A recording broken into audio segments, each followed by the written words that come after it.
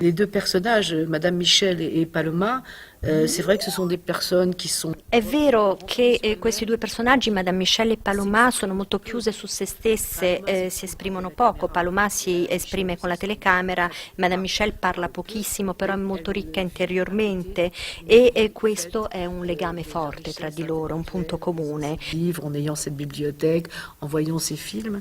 E c'est un lien, c'est vrai que c'est un lien. Diciamo che si trovano tra persone un po' sociali, si ritrovano tra di loro. Entrambe non hanno trovato loro posto nel mondo, sono un po' sfasate e si incontrano. Pas très sociable. Moi, c'est vrai que je cherchais une histoire et je suis allée dans une librairie. Io stavo cercando appunto una storia da scrivere e sono entrata quasi per caso in una grande libreria di Parigi, ho comprato questo libro che era appena stato pubblicato e all'epoca non era ancora il bestseller che è diventato in seguito.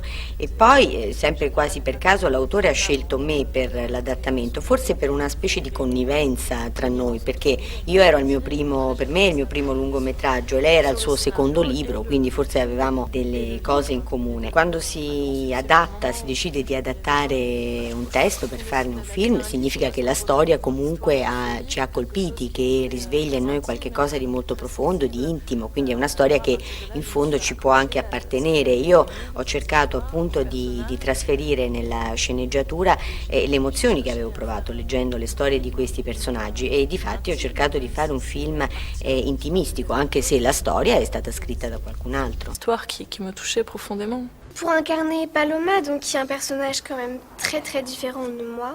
Per quanto riguarda Paloma, Paloma è molto diversa da me, ma contemporaneamente la sento molto vicino e la capisco. Non ho avuto difficoltà a entrare nel ruolo e a immedesimarmi, però ho fatto un enorme lavoro con Mona, con la regista, abbiamo lavorato tantissimo per renderla credibile, per darle vita sia nei suoi aspetti fisici, quindi anche nel suo modo di camminare, per esempio, che nel suo modo di vestirsi, perché non era vanitosa per niente, oppure abbiamo lavorato sulla voce, la sua voce è molto più grave della mia, sui suoi pensieri e sulle sue emozioni proprio per darle vita. Moi j'ai vu plus de 230 petites filles en vidéo, Garance était la 60. Garance aveva proprio quello che io cercavo in Paloma, cioè come io vedevo il personaggio di Paloma, cioè questo mix, era una bambina timida però allo stesso tempo determinata, che ha un qualcosa di disarmante, di commovente e anche però una grande forza. E Garance è una bambina molto intelligente e io ho voluto che lei capisse bene il personaggio, che capisse cosa volevamo farle dire, che cosa ci aspettavamo da questo personaggio e addirittura un mese e mezzo, 2 mesi prima di iniziare le riprese abbiamo proprio costruito Paloma a tavolino, infatti abbiamo messo gli occhiali, i capelli, abbiamo costruito il suo linguaggio perché volevo essere sicura che Garance capisse bene chi doveva interpretare. Tratto dal bestseller L'eleganza del riccio. Spectacolo che spettacolo. À tous les téléspectateurs de Spectacolo, che Spectacolo, je vous invite tous à aller voir El Riccio al cinéma. Ciao. Il riccio.